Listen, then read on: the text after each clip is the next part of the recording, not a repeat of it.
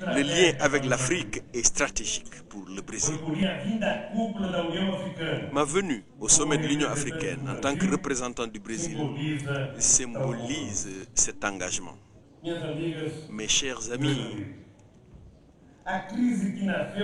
la crise qui est née dans les pays développés en 2008 a provoqué des effets désastreux partout dans le monde.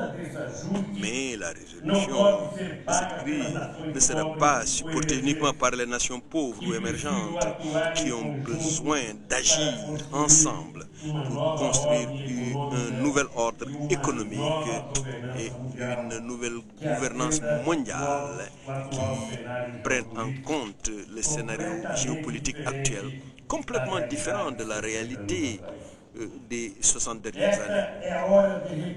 C'est l'heure de reconstruire les institutions mondiales sur des bases plus démocratiques, plus représentatives, plus légitimes et plus efficaces. Et pourquoi resterions-nous accrochés à des modèles créés en des temps et dans des réalités si différentes de celles que nous vivons aujourd'hui? Le monde doit retrouver sa capacité de création et de rêve. Nous ne pouvons pas retarder des solutions qui visent une meilleure gouvernance mondiale où les gouvernements et les nations travailleraient pour toute l'humanité. Les pays en développement doivent augmenter leur participation dans la direction des organisations multilatérales. Sans cela, il n'y aura pas de changement effectif et des crises plus grandes encore seront inévitables. Et seuls des organismes plus représentatifs et démocratiques auront des conditions de prévenir des crises futures, qu'elles soient politiques ou financières, et faire face aux défis d'une nouvelle géopolitique mondiale multipolaire avec la présence de nouveaux acteurs. Nous vivons un moment de transition dans le contexte international. Nous cheminons vers un monde multilatéral. Nous avons besoin d'une ONU suffisamment représentative pour faire face aux menaces contre la paix mondiale, avec un Conseil de sécurité renouvelé, ouvert à de nouveaux membres permanents. Il n'est pas possible qu'un continent africain avec 53 pays qu'il n'ait pas de représentants au Conseil de sécurité, comme il n'est pas possible que l'Amérique latine,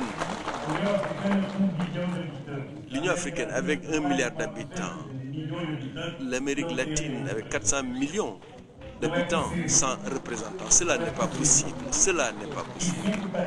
Et que 5 pays puissent décider ce qu'il faut faire, comment le faire, sans tenir compte des êtres humains qui restent.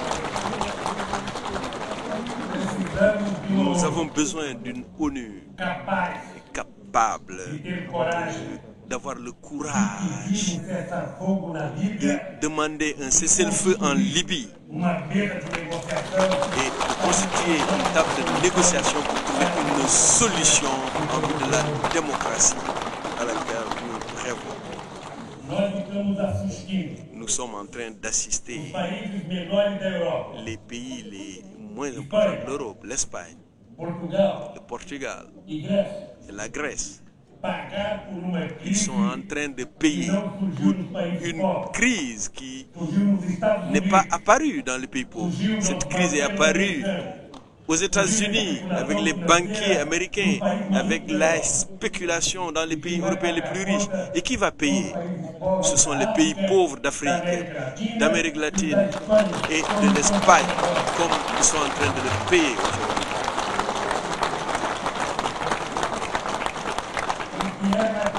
Et ce qui est le plus grave, c'est que quand la crise apparaissait dans un pays africain ou dans un pays latino-américain, quand la crise arrivait dans un pays pauvre de l'Asie, les institutions multilatérales, comme le FMI, comme la Banque mondiale,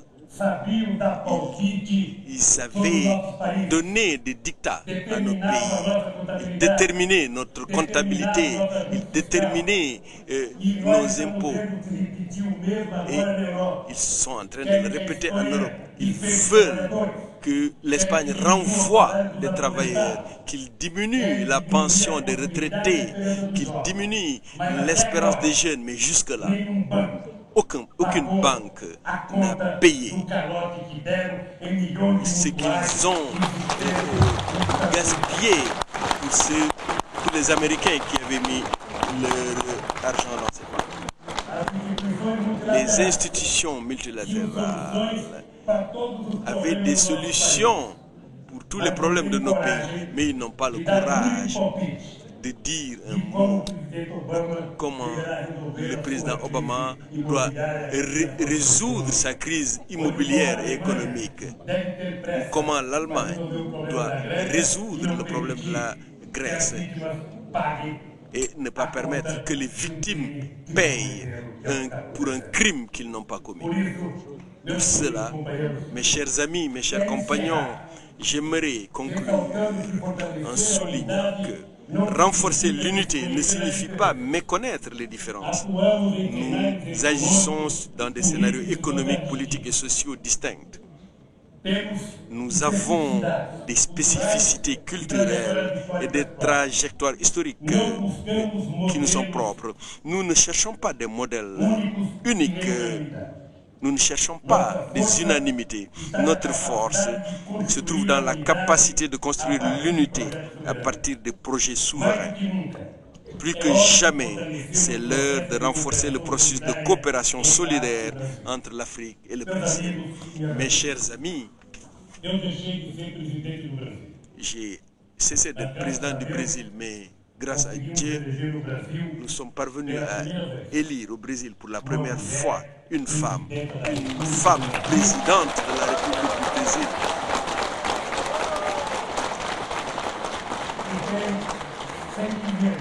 Qui a des sentiments, des affinités politiques exactement comme vous. Vous pouvez avoir la certitude que la présidente Dilma a les mêmes sentiments que j'avais par rapport au continent africain. Maintenant, je vais conclure en disant à mon compagnon Obiang et Jean-Ping,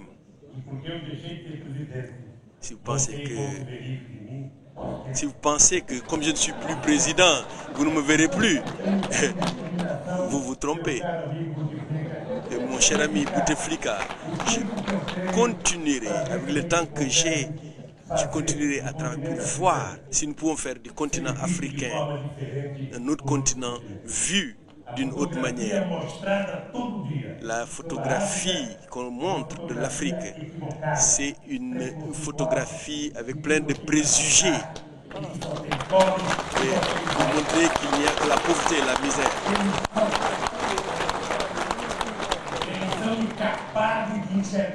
Ils sont incapables de comprendre l'Afrique, de voir l'Afrique comme un continent d'êtres humains, comme le continent européen, comme n'importe quelle partie du monde. Et parce qu'ils pensent que nous, latino-américains et africains, nous sommes des gens de seconde classe. Parce que nous ressemblons à des Indiens ou à des Noirs. Non. Ce que nous voulons, c'est un traitement sur le même pied d'égalité et avoir la chance de partager la richesse produite dans le monde. Donc, je vais continuer à rendre visite à l'Afrique. Je vais continuer à essayer d'aider l'Afrique.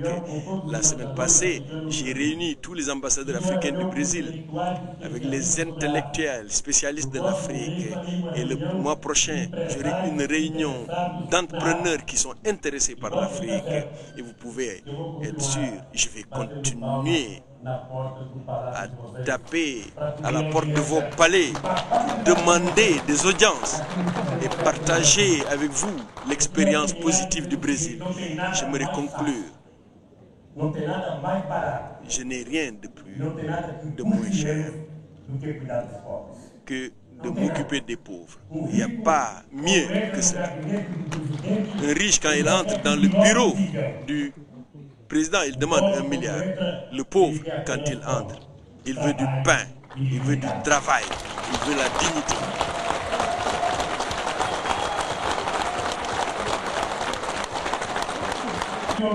Parce qu'on a créé dans le monde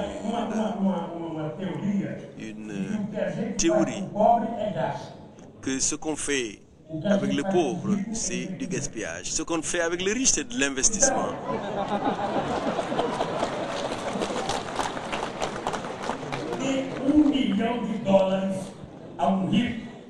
Donner 1 million de dollars à un riche, il va ouvrir un compte bancaire pour vivre des intérêts.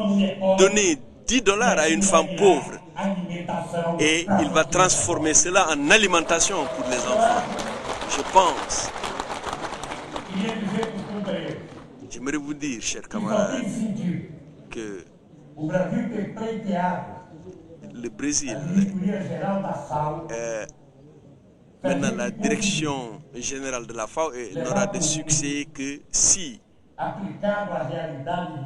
nous allons, en fonction de la réalité de chaque pays, la culture de chaque pays, appliquer ce qui a été la politique qui a sorti 28 millions de Brésiliens de la pauvreté.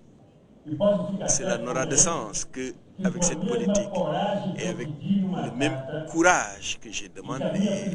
Et ma présidente vous a demandé de choisir ou de soutenir Graziano. Je vais exiger de lui, en tant que camarade et en tant que directeur de la FAO, de prêter attention à l'Afrique avec un regard non de charité, mais avec un regard de justice. Demande de l'argent aux riches pour le dépenser pour les pauvres, investir là où on en a besoin. Et si nous le faisons, nous pourrons entendre le directeur général de la FAO dire un jour, il n'y a plus de milliards d'êtres humains à mourir de faim, pour que chaque être humain devra pouvoir prendre un café le matin, déjeuner et dîner. En 2003, je n'ai pas fait un grand discours.